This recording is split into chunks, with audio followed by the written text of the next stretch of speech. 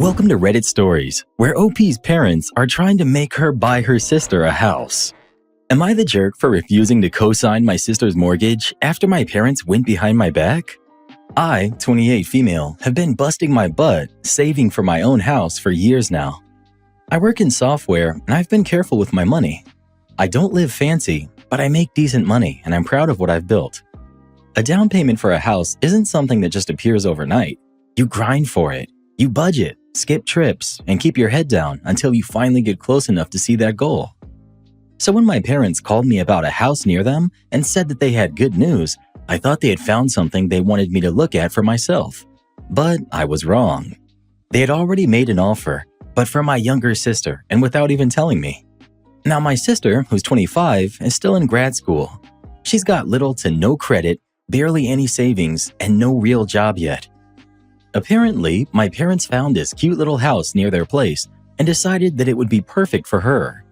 They jumped right into the process, confident the bank would approve it since they planned to have me co-sign the loan.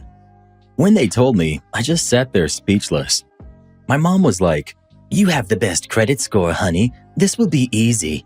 You just sign the papers and your sister can handle the payments."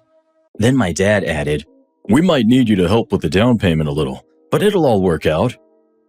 I couldn't even get the words out at first. They were serious. They had made an offer without me, and now I was expected to tie my name and finances to something that I didn't even agree to. And here's the problem. If I co-sign, that mortgage becomes my responsibility. If my sister can't pay, the bank comes after me. It would tank my credit and destroy my chance to buy my own house anytime soon. Even if she does pay, that loan would show up on my record, which could easily make a lender reject my future mortgage application. When I tried explaining this, they called me selfish. My mom actually said, "We raised you better than this. You're forgetting your family values." My sister accused me of abandoning her, saying I was leaving her stranded. And my dad? He hinted that they might reconsider helping with any future wedding expenses if I didn't help the family right now. So in summary, they made a huge financial commitment without my consent, and now I'm being guilt-tripped because I won't sacrifice my financial future for my sister's comfort. The irony is, they could have just co-signed themselves, but they didn't. When I asked why, my dad said their credit wasn't great, and they didn't want the risk. So guess who they wanted to take the risk instead? Me. For a while, I even felt guilty. I started wondering if I really was being heartless. But the longer I sat with it, the angrier I got. Because this wasn't about helping family. It was about my sister's convenience at my expense. And maybe the next part will make sense of why this hit me so hard. I'm adopted. They adopted me when I was 6 years old. They had been struggling to have kids, and I was their miracle solution until they had their own. 3 years after I came along, my sister was born, their miracle baby. And from that moment, everything changed. Growing up, it was obvious who got the special treatment. My sister could do no wrong. She got the bigger room, the expensive camps, the newer phone, the louder applause. I was the one expected to be responsible, to help, to always understand. If she forgot her homework, I was supposed to remind her. If she messed up, I had to fix it. It wasn't always cruel, but it was constant. The message was always the same. She was the chosen one, and I was the steady one. So when this mortgage thing came up, I realized I wasn't being asked to help.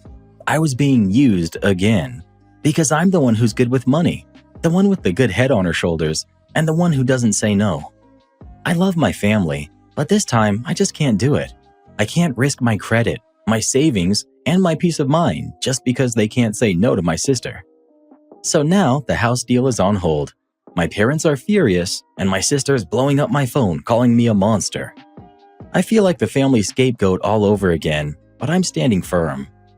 Am I the jerk? Not the jerk. You're not being selfish, you're being smart. Your parents and sister made a financial decision and then tried to drag you into it to clean up the mess. That's not family love, it's manipulation. If your parents think it's such a good investment, they can co-sign it themselves. But of course, they won't do that because they know the risks. They just want you to shoulder it instead. And the fact that they made the offer without even telling you first tells you everything you need to know about their respect for your boundaries. You worked for your credit, your savings, and your stability. You owe them nothing. And if they start threatening to withhold wedding money, let them. Honestly, I'd take this as a sign that it's time to set firm boundaries or even step back entirely. They clearly don't see you as a daughter, they see you as a backup plan. Not the jerk. This whole situation screams golden child versus scapegoat. Your sister's being babied into adulthood while you're being guilt-tripped into paying for it. Don't give in. If you do, they'll never stop using you as a safety net. And one more thing, lock down your credit ASAP. People who think like your parents sometimes don't stop at guilt trips. They find ways to help themselves using your name. Freeze your credit, call the credit bureaus, and make sure your information is safe. I know it sounds harsh, but protect yourself. You can love your family from a distance, but never at the cost of your financial future. Update. So I'm officially not co-signing my sister's mortgage. I told my parents flat out that I'm not doing it. I'm not contributing a single dollar to the down payment, and they need to stop putting me in financial situations I never agreed to. Their reaction was predictable. My mom started crying. My dad went into lecture mode about how family helps family. My sister stopped speaking to me altogether. It used to work on me. Those guilt trips, those long and sad phone calls where they'd make me feel like I was the problem. But something's different now. I've just hit my limit. I started looking back at every pattern in our family. Every time they said I was so mature for my age, what they really meant was that I could handle more responsibility. Every time they said I was so lucky to be part of this family, what they really meant was that I owed them for it. So I've decided to take this as my line in the sand. I'm cutting ties for now. I'm not blocking anyone, but I'm done playing the role they've written for me. I started closing any shared accounts, checking every bill with my name on it, and making sure my finances are mine alone. My next paycheck is going straight into a new bank that they don't even know exists. My job's remote, so I've decided to move out of state. It's something I've wanted to do for a while, but now it feels necessary. I need distance. Physical, emotional, all of it. I've also frozen my credit with all 3 bureaus. Thanks to people who commented, I learned how to do that properly. Nobody's opening up anything under my name again. The hardest part is knowing that I'm not just losing parents, I'm losing the illusion of what I thought they were. It's a weird kind of grief, realizing you were raised in a family that only valued you when you were useful. But I'm not alone. My friends have stepped in ways that make me emotional just thinking about it. They've helped me pack, they've checked on me daily. One of them even said, "You're allowed to build a new kind of family now." And she's right. So yeah, I'm done. I'm walking away. I'm not co-signing, not rescuing anyone, not explaining myself again. I'm choosing myself this time. Update 2, 4 days later. I really thought the worst was over once I said no. But when I started taking everyone's advice and pulled my credit reports, I found something I didn't expect. An active credit card I never opened. It's been there for years with my name, my information, and their address. At first, I thought maybe it was a mistake. But when I looked closer, the billing statements told me the whole story. It was being used for household expenses, my parents' groceries, their utilities, and subscriptions. I sat there staring at the screen, realizing this card had been used for who knows how long. Not one late payment, which meant they had kept it quiet to protect the secret. It suddenly made me sense why they were so confident I'd co-sign. In their minds, my credit was already part of their financial plan. I texted them asking directly what this card was. My mom replied, "We only used it for family things." Then my dad chimed in with, "You benefited too." I laughed out loud reading that because I hadn't lived at home in years. I didn't benefit from their grocery trips or their new TV. That was the moment it fully clicked. This was theft. My parents had been using my name and credit as their backup wallet. So I made some calls. I spoke to the credit card company. Then I spoke to a lawyer. I started documenting everything, screenshots, emails, text messages. I didn't want to go nuclear yet, but I needed to be ready in case this got worse. Emotionally, I felt hollow. There's something especially painful about realizing you have to protect yourself from your own parents. I spent that weekend at a friend's house just to get out of town. My friends helped me go through everything one step at a time. We made a checklist.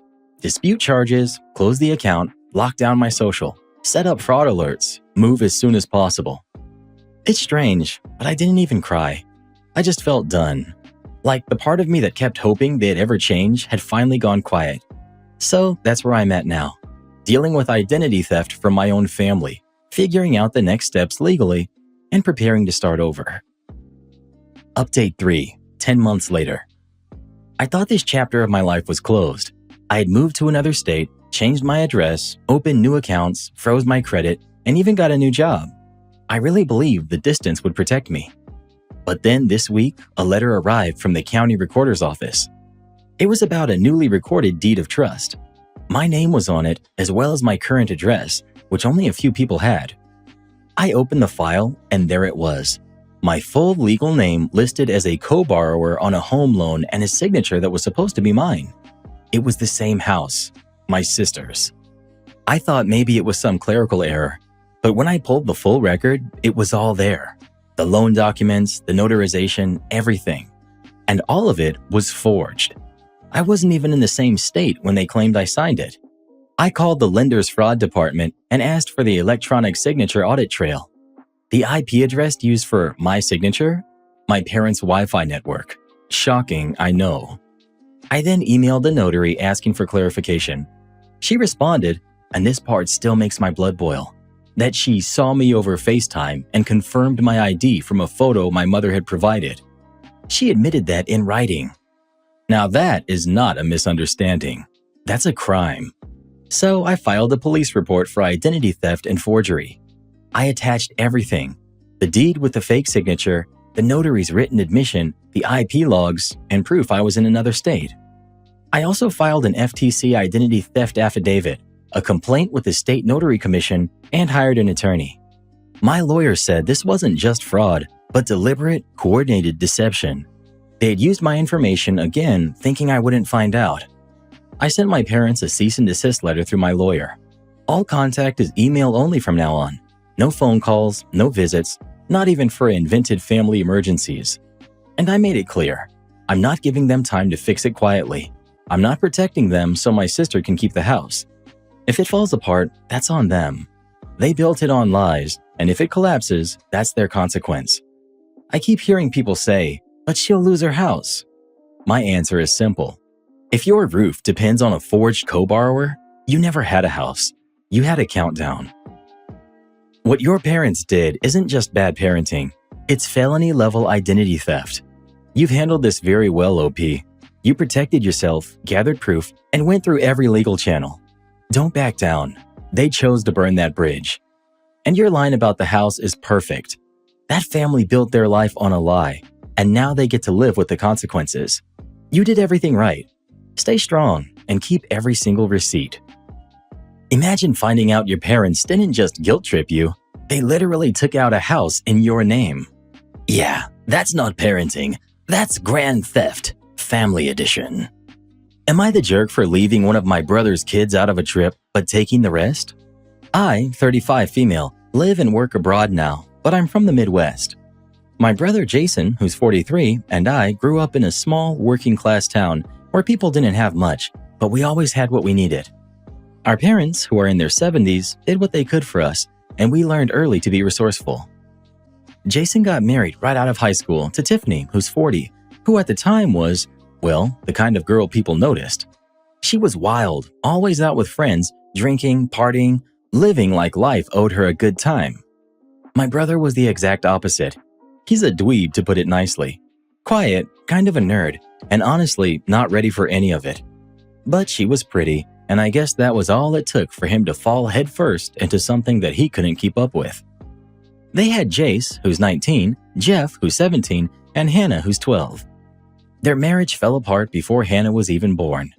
They tried patching things up a few times, but it was a lost cause.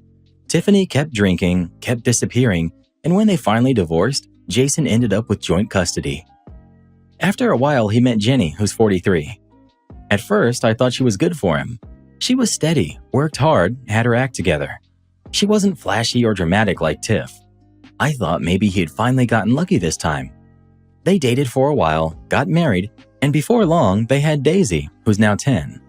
That's when everything changed.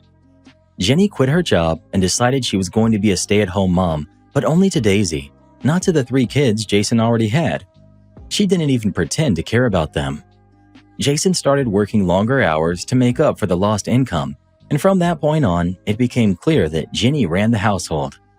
Every decision went through her, and Jason's backbone went straight out the window. The older three kids eventually stopped going to their mom's place because she was always drinking and strangers were coming in and out. Jason got full custody, but that just meant Jenny had to deal with kids that she didn't want. I live abroad now, so for a long time I didn't really see what was going on. When I'd visit, I noticed the way Jenny and Daisy did everything together. Dinners out, vacation, shopping trips, while the older three stayed home. It wasn't just once or twice, it was every single time. When I called Jason out on it, he'd say he was just trying to keep his wife happy because the divorce broke him and he couldn't handle another failed marriage. I thought that was pathetic, but what could I do? Years went by and I tried to stay connected to the kids. When they wanted to learn to drive, Jason and Jenny refused to pay for lessons, so my mom taught Jace herself and I bought him a used car. We even had to pressure Jason to put him on his insurance, which he eventually did, but only after guilt-tripping the kid into paying half of it himself. Jeff shares that car now and helps keep it running. When my wife and I got married 6 years ago, we decided that since we didn't plan on having kids of our own, we'd put the three of them in our will. They're our beneficiaries. It felt right, considering they had been dealt such a rotten hand. We also started taking them on small annual trips whenever we had come home to visit. Nothing extravagant, just week-long trips around the US. Hiking, beaches, road trips, things like that. The kind of normal memories that kids should have. We'd planned them during the same weeks that Jason and Jenny took Daisy somewhere, so nobody made a fuss about it. This year, though, things got complicated. Jace got an internship this summer, so we decided to move our trip to the fall. We chose Maine for fall colors, cool weather, small towns, and good food. I told Jason our plan just to keep him in the loop. He immediately said we needed to include Daisy this time. Apparently, Jenny's parents, who had always funded their family vacations, lost some money in bad investments. Jenny still hasn't gone back to work, and Jason's salary doesn't stretch far enough for their usual trips. So now that they can't afford their own vacation, they suddenly want Daisy to tag along with ours. Even if it was fair, I wouldn't want to take Daisy. I hate saying that about a kid, but she's a handful. Spoiled, loud, constantly bragging about what she has that her siblings don't. She said cruel things before, even telling me her siblings aren't really family because they're Tiffany's kids. I've seen her throw fits on holidays because she didn't get more gifts than the others. I know it's not all her fault. She's been raised that way. But taking her on vacation? No way. So I told Jason that we couldn't handle all 4 kids and would just take the older 3 like usual. He offered to have Jenny come help. That was an immediate no. Then he suggested our mom go instead, which is absurd since she's about to have hip replacement surgery. I told him the trip was already planned and we didn't have space for more people anyway. He got angry. They started vague posting about us on Facebook, making it seem like I was cruel for excluding family. Their friends and even some relatives took their side without knowing the story. My mom and dad, though, told me to hold my ground. The only thing that gave me pause was something my wife said. She asked if maybe we were just doing the same thing Jenny did, picking favorites. She said it's my family and my call, but she wanted me to think about what it teaches the kids. It hit me because she's right. Daisy didn't ask to be raised this way. Still, she's 10, and if I bring her, Jenny will use that as proof that she's right about everything. I'll be stuck dealing with her behavior for an entire week while Jenny gets to brag about Auntie footing the bill. So I'm torn. Part of me feels cruel for leaving Daisy out, but another part of me feels like this is about boundaries. Jason and Jenny made this mess, not me. Would it make me a bad aunt if I only took the older 3? Not the jerk. That money and those vacations are your gift to the kids who were neglected, not a consolation prize for their spoiled half-sister. You've stepped up in ways their parents should have years ago. You're not excluding Daisy out of cruelty, you're keeping the trip peaceful and fair. If Jason and Jenny cared so much about equality, they wouldn't have spent years excluding the older kids from everything. This isn't your responsibility to fix. You didn't raise Daisy to act like that. Maybe when she's older and can understand fairness and kindness, you can build a relationship. But right now, you're not punishing her, you're protecting your peace. And honestly, Jason sounds like he's emotionally checked out as a dad. You can't save someone who refuses to stand up for his own children. Update. I didn't expect things to blow up the way they did after that post. I thought Jason would either sulk and move on or quietly tell Jenny to drop it. Instead, they turned it into a whole family spectacle. For starters, Jenny took to Facebook again with another vague post about how heartbreaking it is when family treats innocent kids unfairly.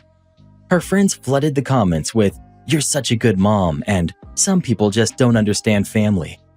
Meanwhile, she and Jason never once picked up the phone to talk to me directly. Then, one night last week, I got a call. It was from Jason's phone, but when I answered, I heard Daisy crying. She could barely get her words out. She was saying she was sorry, that she'd be good, that she wouldn't be rude anymore, and could she please come on the trip. She kept saying she wasn't a bad kid and that she'd prove it. It hit me hard. She's 10, and no matter how spoiled she's been, no kid deserves to be made to feel like that. I tried to calm her down and tell her she wasn't a bad person.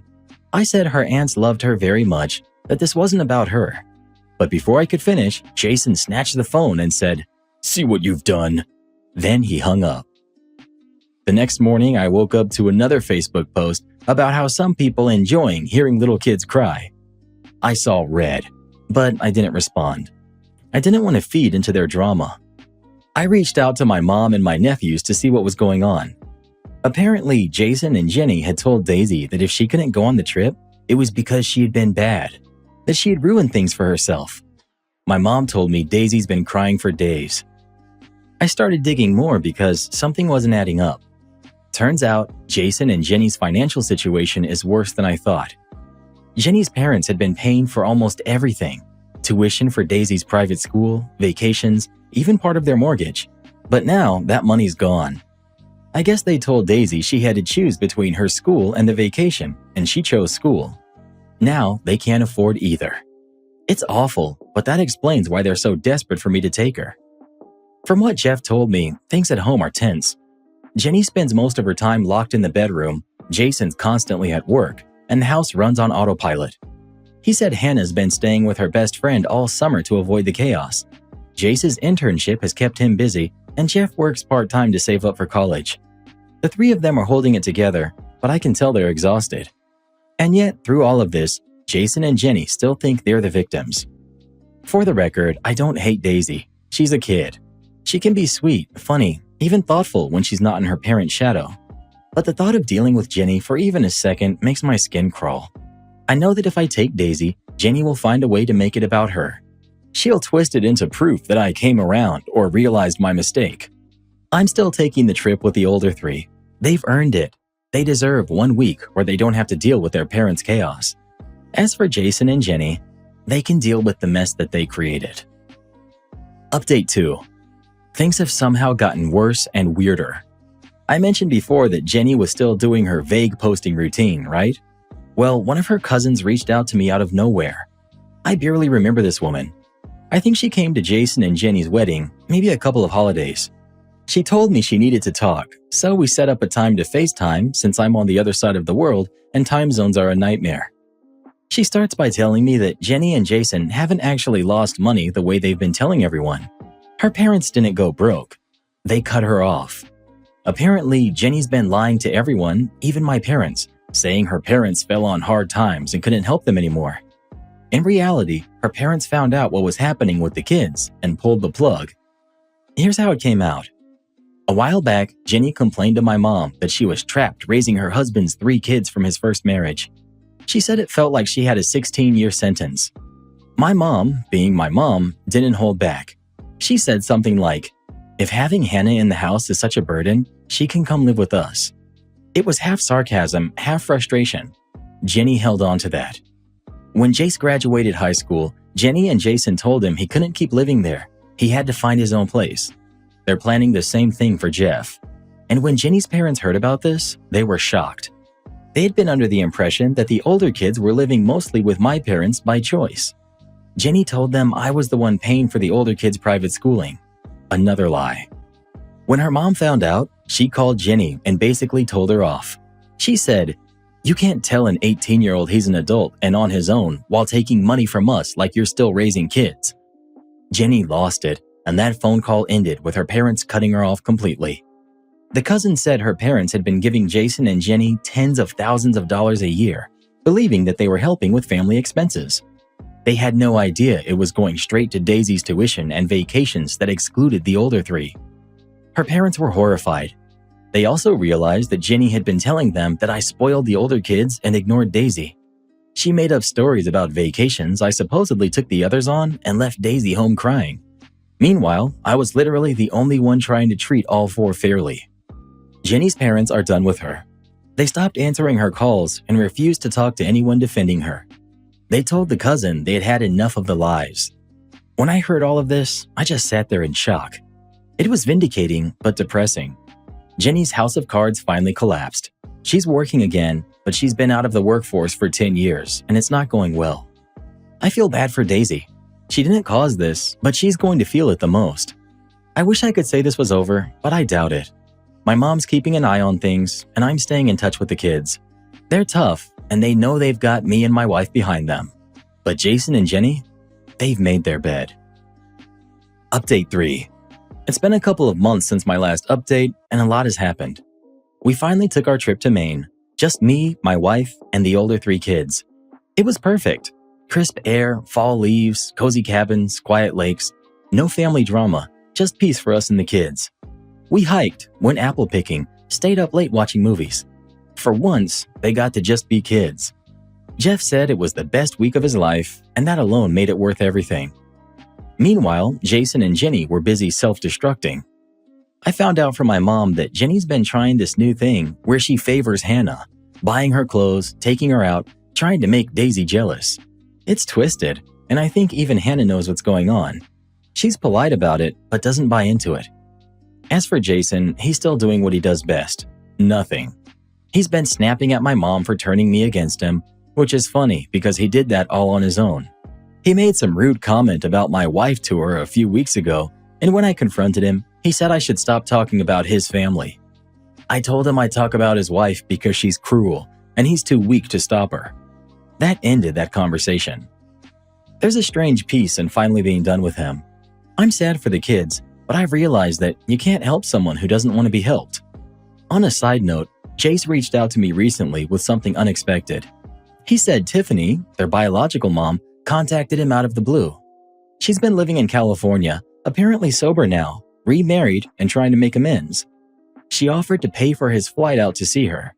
He wasn't sure about it, so I told him I'd go with him. We went last month. It was strange. Tiffany looked older, tired but clear-headed. She cried a lot, said she wished she could take it all back. I didn't say much. I just sat there while she and Jace talked. He forgave her, I think. At least enough to let some of the weight go. Before we left, she handed him paperwork for 3 small CDs she had opened, one for each of the kids. About $15,000 each. It's not life-changing, but it's something. He told me he'll make sure the others get theirs when the time is right. My trip home was quiet. He looked relieved but thoughtful, like something finally clicked into place. As for me, I'm just proud of them. Proud of how resilient they've been. Proud that they still know how to laugh and hope, even after everything they've seen. So that's where things stand. Jason and Jenny are still in their bubble, Daisy's still in her private school, and the older kids are still standing strong. If there's one thing I've learned through all of this, it's that family isn't about blood or names. It's about who shows up, who listens, and who loves you without needing credit. So yeah, go to Maine, love your people, and don't let anyone guilt you into chaos. Happy holidays, everyone. I can't believe how much this escalated, but honestly, good for you for holding your ground. Jason and Jenny sound like the kind of people who confuse control with love. You've done more for those kids than either of them ever has, and it shows. The fact that Jenny tried to weaponize her own daughter's jealousy says everything about who she is. You've shown what family really looks like, and that trip to Maine probably did more healing than any therapy session could. Keep doing what you're doing. Those kids will never forget who fought for them. At least those kids have one saying adult who shows up. That trip to Maine did exactly what their parents refused to do for them. Meanwhile, Jenny's out here drafting her next Facebook post. Speaking of Facebook, have you ever thought about deactivating all of your social media accounts for 1 month straight? Give it a shot. At the end of that month, you might not even want to turn them back on again. Am I the jerk for not splitting my daughter's college fund?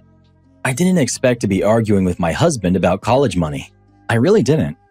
When I think about the last decade of my life, I think about my daughter first. She was only 7 years old when her father passed. It was one of those accidents no one saw coming, the kind that makes you feel like time should have stopped out of respect. It didn't, but something in our home did. Everything felt quieter for a long time, and we moved through life in smaller steps. There was a settlement afterward. I didn't feel lucky to receive it because I would have given every cent back just to have him walk in the front door again.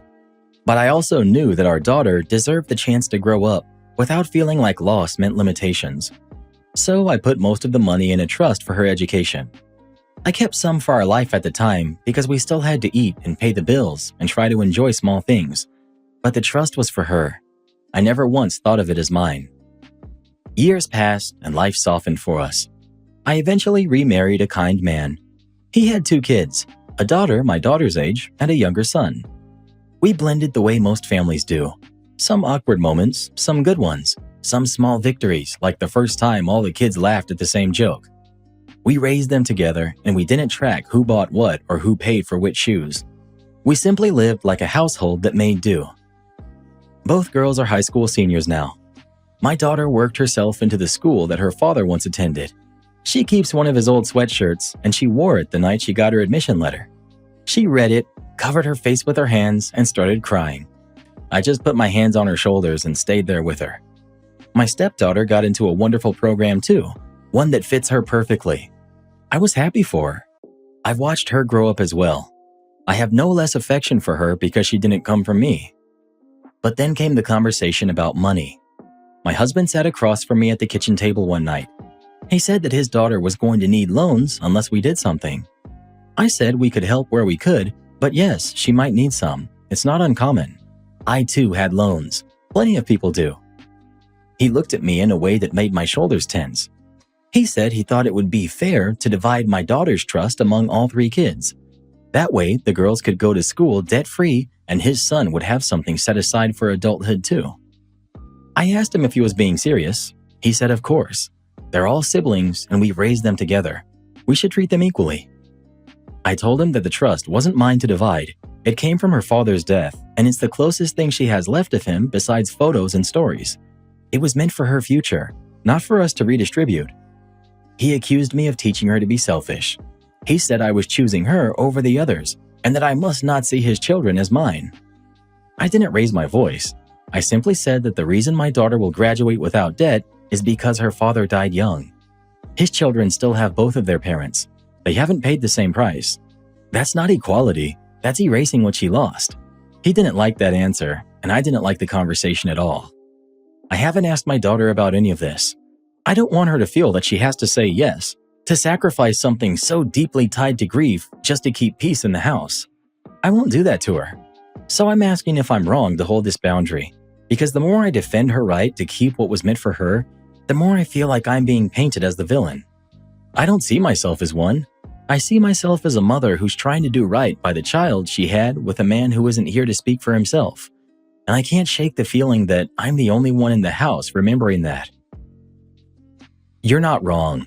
Your daughter didn't win the lottery. She lost her father. The money isn't community property. It isn't family savings. It's a piece of him.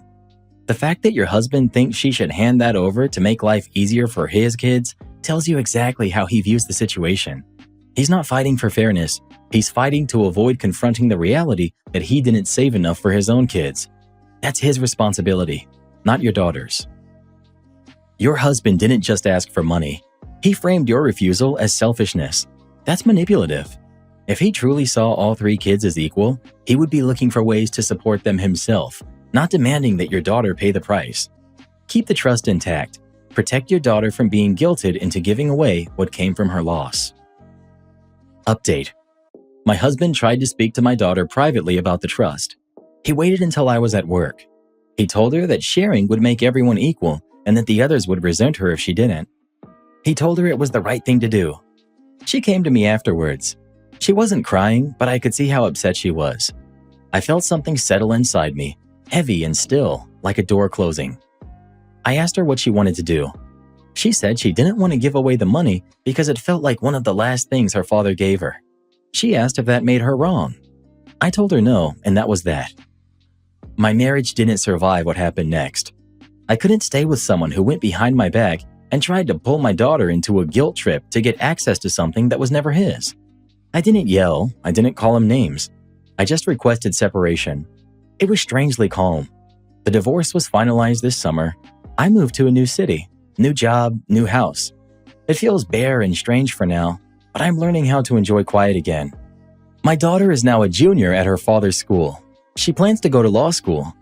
I think her father would have been proud. I'm proud enough for both of us. I haven't spoken to my former stepdaughter since the separation. I imagine it's complicated for her, and I don't blame her. The younger one texts me sometimes. He's very sweet and sends pictures of the dog. That part hurts in its own soft way, but I am certain of one thing. I protected my daughter, and as her mother, that was my job. This will obviously be my last update, so thanks. Cheers, and be well.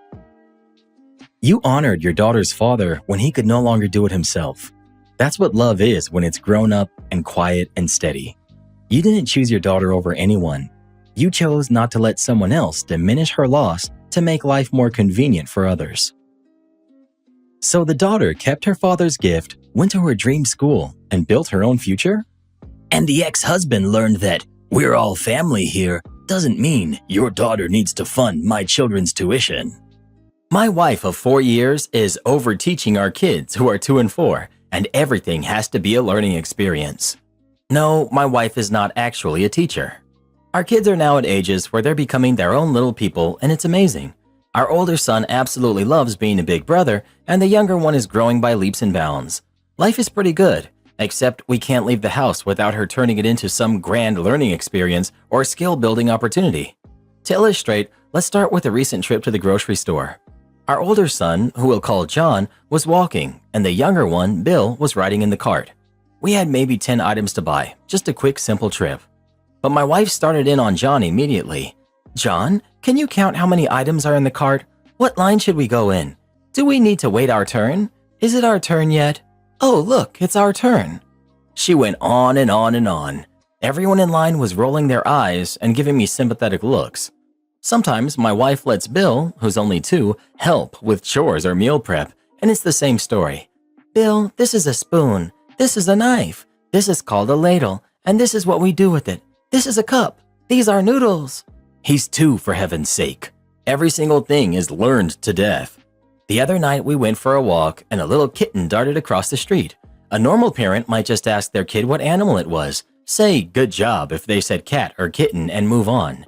John said it was a cat, and my wife said, yes, it's a cat, but it's a baby cat. Do you know what a baby cat is called? Is a cat a mammal or a reptile? I told her I was getting a headache and headed home early. It wasn't a lie, really. Something similar happened at the fair. The kids didn't get to go on a single ride or eat any treats because they were too busy building skills. I can't handle that phrase anymore. It makes me want to scream. When I tell her, honey, just let them have fun. We can talk about what they learned on the way home. She says, but this is such a great opportunity for them to build skills. They won't remember in 2 hours. If I want to get them a simple toy, something purely fun, it's a no-go because it doesn't build skills. Or if it's something like a ball, she'll say it's great for helping them build coordination skills. Every single activity is a learning experience. I've tried talking to her. I've said it's wonderful she wants to give our kids a head start and that I appreciate her focus on teaching them life skills. But not everything needs to be a lesson. They can't even just color random designs on paper. They have to go over primary colors and then do some enrichment activity. After the fair, I snapped. That night, she remarked how much fun the kids had. I'm not proud of it, but I blew my stack. This was after at least 100 conversations, each with a different approach, trying to get through to her. I ended up shouting, no, they did not have fun. They didn't get to ride the Ferris wheel. They got a physics lesson. They didn't get to eat anything fried. They got a nutrition lesson. They didn't get to play games. They got a counting session. They didn't get to try winning a goldfish. They got a zoology lesson. Nothing they did could be considered fun in any universe. Now, according to her, I'm an apathetic father who leaves her to do all the teaching for my own kids. I don't want to deny them educational experiences altogether, but they need to just be kids sometimes too. She thinks she's making learning fun, but nothing is fun anymore. I can't listen to more of these buzzwords like skill building and enrichment repeated 50 times a day without feeling like I'm going to lose my mind. Update. To answer some questions, yes, the kids are very bored. Bill is only 2, so he's not very verbal yet, but John has asked more than once why we can't just do what we came to do. Using the fair as an example, he asked why he couldn't go on the Ferris wheel. My wife ignored him and just kept teaching. That's part of why I was so mad that night. It seems far more about her than about the kids' development. I talk to my sons as much as I can, or at least I try to, but I can hardly say anything to them without her coming in and teaching or suggesting we do something to build skills. It's like she's getting in the way of my relationship with my kids. I didn't realize how much I had bottled up until I saw how others responded to my post. But here's what happened next. It couldn't have been timed better if I'd planned it. So John is 4 and he's in preschool 3 days a week. The very day I posted, I got a call from his teacher. She told me John is a bright boy with a great vocabulary and memory, but what she said next made me tear up and seriously consider a divorce. There have been several instances where John has been left to his own devices during unstructured playtime. They have some structured activities, some semi-structured ones like painting, where they're free to paint whatever they want, and some unstructured time, where they can play with any of the toys in the classroom. Some are learning-oriented, but others are just for fun, like large Lego blocks, stuffed animals, and such. The first time John was presented with watercolor paints and a blank piece of paper, he did nothing. The teacher initially thought it was nerves, as many kids are new to social settings. She also noticed he didn't play much with the other kids. She tried helping him join in their games, but he seemed uninterested. Then she told me about an incident where the class was given metallic crayons and black construction paper. John again did nothing. When she asked him what he'd like to draw, he said he didn't know. She gave him suggestions, like drawing his favorite cartoon character, a pet, or even a space alien, but he still said he didn't know what to draw. After a few more suggestions, John looked at her and said, "I don't know what skill I'm supposed to be learning." I nearly broke down. I can't believe I never pieced it together, but I guess I should have. My boys have no social skills, creativity, or imagination. They don't know that sometimes the purpose of fun is simply to have fun because they've never been allowed to experience that. I hate myself for not seeing it sooner. We're raising walking encyclopedias with no personality, no imagination, and no sense of fun. They know how to count, cook a simple meal, and understand that a washing machine cleans clothes, but they don't know how to relate to kids their own age. They don't understand how to make and learn from mistakes with friends, or that sometimes fun doesn't have to be educational. That night, I had a serious talk with my wife. I didn't let her call the teacher to set her straight. Instead, I told her that I'd made an appointment with a family therapist, and if she wanted to stay married, we were going to both family and couples counseling. No excuses. She needs to work on her parenting skills, and I need to be a more involved dad. I know I've been part of the problem. I grew up as an only child with fairly hands-off parents, and I haven't spent much time around kids or other parents as an adult. Just knowing what's wrong doesn't mean I automatically knew what was right. I also want to go to parenting classes eventually, but for now, we're starting with therapy. I love my wife and want to be with her more than anyone else. I'm going to suggest we divorce anyway. We don't fight. There's been no infidelity. There's nothing we're on. Our kid is happy and healthy. Financially, we're fairly successful. Neither of us has any serious health issues or has gained significant weight. We've been together for 15 years. We're great partners and friends. But she doesn't seem to have any interest in me anymore, and it hurts so much. To start, she doesn't like spending time with me. When we do spend time together, she usually just stares at her phone. I can't compete with Instagram. She treats hugging me like a chore. At one point, she even had it on a daily to-do app. She would hug me, then check it off.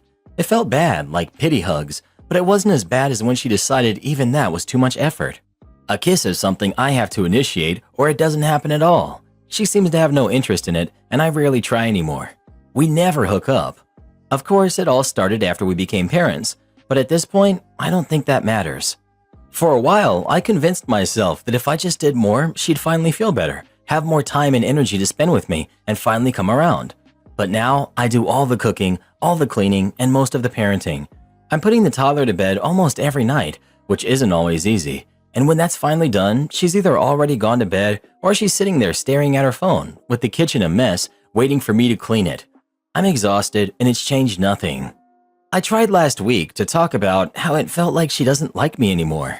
She said she just needed more time to herself, to be alone. So I said, why don't I take the kid all day Saturday and you just go do your own thing and get that alone time? Then after, we could spend a date night. She was all for it. Fantastic. I had a great day with our toddler. She went out shopping and doing her own thing. I put the kid to bed early because a nap had been skipped and we decided to watch a TV show together. Except she spent the whole time staring at her phone instead.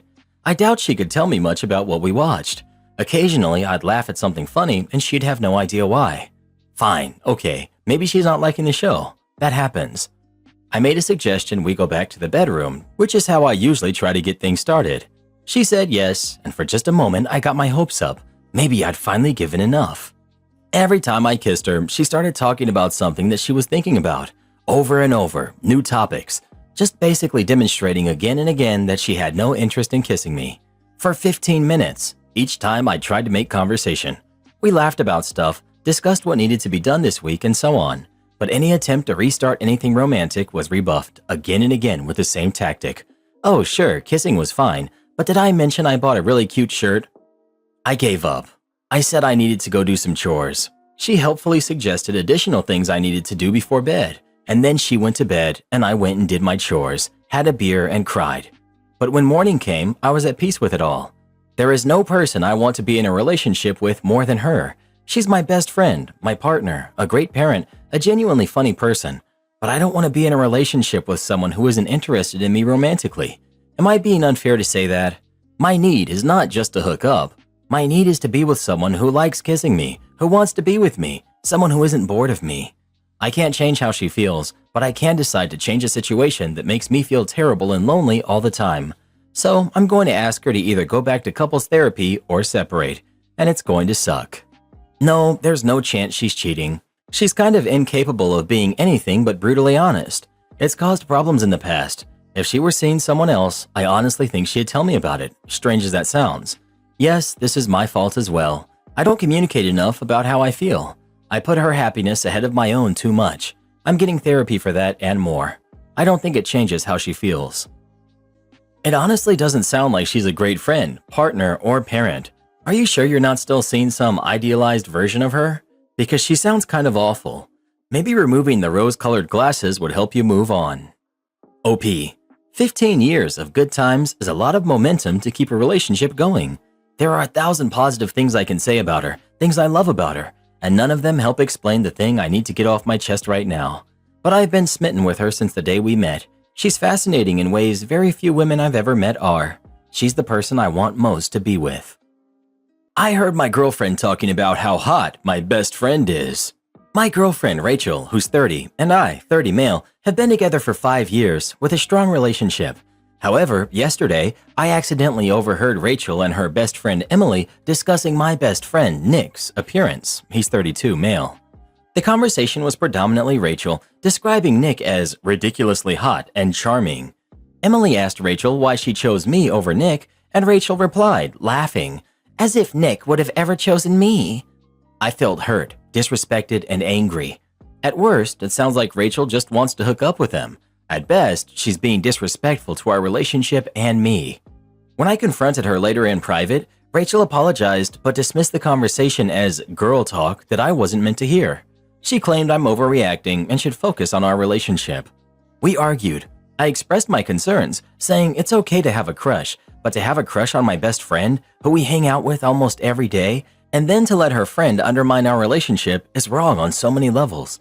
Rachel accused me of being overly dramatic, controlling her speech, and lacking trust. This happened yesterday. We haven't fought since, but there is unresolved tension between us. Am I the jerk? OP on if his girlfriend was trying to be with Nick. She was gaslighting and manipulating me. She really made me feel like some jerk who's trying to control how she feels with her twisted logic. I know I'm not really explaining it well, but she made me second-guess myself about this entire thing. She has freedom of speech, and so do you. You can reply to her with honesty. Not the jerk. Well, you were clearly the second option, the consolation prize, if it were. What you do with that information is up to you. I'd be rethinking the relationship, and if I stayed in it, I probably wouldn't hang out with Nick as much with the girlfriend there. Also, she knows she messed up, saying it where you could overhear it, and that's why she's upset about you trying to control her speech. You aren't. She's just trying to gaslight you into feeling bad about saying something about it. Update 3 weeks later. After I confronted her about what I heard, she completely shut down. Every time I brought it up, she dismissed my concerns, telling me I was overreacting and being too sensitive. She made me feel like I was the one with the problem, not her. It was gaslighting at its finest. I talked to Nick about what happened. Even he was weirded out by Rachel's behavior, saying she crossed a major boundary and admitted her actions gave him the ick. Hearing that from him made me realize I wasn't overreacting. Rachel's constant dismissal and refusal to acknowledge the hurt she caused finally made me realize I deserved better. I ended our 5-year relationship. Now Rachel's telling our friends that I broke up with her over harmless girl talk. It's infuriating because it's not the truth. But what really got me was when Rachel texted Nick just a few days after we broke up, asking him to go to a movie. Nick told her to never contact him again and blocked her number. I'm still hurting, but I know I made the right decision. Being single is better than being with someone who doesn't respect me, and that's it. Not the jerk. If Nick is telling the truth and he didn't hook up with her, he's a real one. Buy him a beer and invite him over. Hang out and watch a movie. Make the ex jealous. OP. He didn't hook up with her. He's been with his girlfriend since high school, and he's not someone who would cheat. The audacity for her to seriously reach out to Nick right after you guys broke up. Nick sounds like a ride or die homie. OP. He is. Does the ex know about Nick's girlfriend? OP. She knew her. We've hung out together as a group. The fact that she made it seem like she was best friends with Nick's girlfriend while wanting him the entire time is creepy and weird. I'm 35 male. My mother, who's 58, has a new fiance who's 24, and he wants me to call him dad. So here's the background. I'm a 35-year-old guy, and my dad passed when I was 19, leaving my mom with me and my 2 younger siblings. Since then, she's been raising us, and over the years, she started dating again. Our family setup is pretty close. My mom and I have houses that back onto each other with a gate in between, so it's normal for me to go over for dinner or to help out. She often does my laundry, and my siblings and I have dinner at her place every other Friday night or so. Over time, her boyfriends have been getting progressively younger.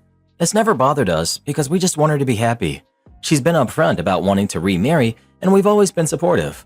Her latest guy, let's call him Phil, is by far the most serious. They started dating around last June, and he proposed at the beginning of autumn.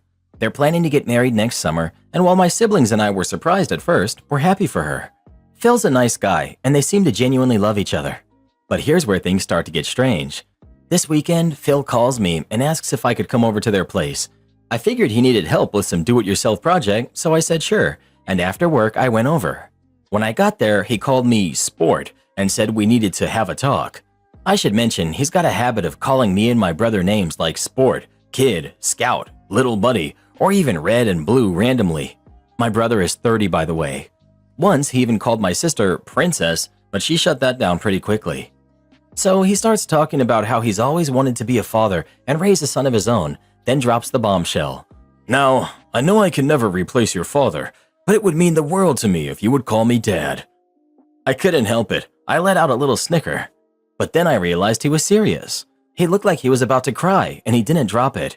He went on about how being a man to him means providing for and protecting his family, and he wanted me and my siblings to be part of that family. He repeated that he didn't want to replace my dad, but that he was ready to step up as my dad. Meanwhile, I'm sitting here thinking, dude, I'm a decade older than you. I don't need a dad, let alone someone I barely know to be one. Still, I tried to stay polite and asked if he really meant it. He started getting even more emotional, talking about how he wanted to go on camping trips with me or take me to a baseball game, even though I don't like baseball, and how he had joined the Lions Club this year and wanted me to join as his son. To make it weirder, I'm already a Shriner, so this whole speech about charity and manly service wasn't the big deal he seemed to think it was. Eventually, I told him that this was getting a bit too weird and that I was going home. He looked really upset, but I left anyway. Later, I called my brother, who said the whole thing sounded really weird. The next day, my mom called me. She said that Phil was very upset and even a bit depressed. I told her that if he was embarrassed, there was no need to be. I understood he was just excited about the wedding and we could laugh this off as a funny story later on. But she said he wasn't upset about being embarrassed. He was hurt because he had poured his heart out and felt that I rejected him. She admitted it was a bit kooky, but explained that this was his way of proving to himself that he's a man. I got a little heated and told her it's not my job to validate his masculinity and that calling me son doesn't make him a man. It just made him look a bit off. She didn't appreciate that, and we ended the call on a tense note. She called back 10 minutes later and we both apologized. She then pleaded with me to just go along with it until they could have kids of their own. Apparently, they're planning to try IVF because she's not ready to give up on being a mom. While I have my own reservations about that idea, I decided to leave it alone. I've thought about it, and I know I'm not going to call him Dad. I had a dad, and he's the only dad I'll ever need or want. But I still want to find a way to tell Phil and my mom that without causing a major rift. We're all close, and with them living so nearby, I don't want this to cause ongoing tension. Any advice on how to let them down gently? Edit. I showed my brother this post, and he laughed so hard he nearly choked. He suggested we start calling Phil Dr. Phil and switch his nicknames for us, calling each other Red and Blue. Edit 2. For those wondering, Phil has no access to my mom's money or assets. She rents her place, which came furnished, and she doesn't have any significant financial resources. So, as far as we can tell, there's no financial motive here.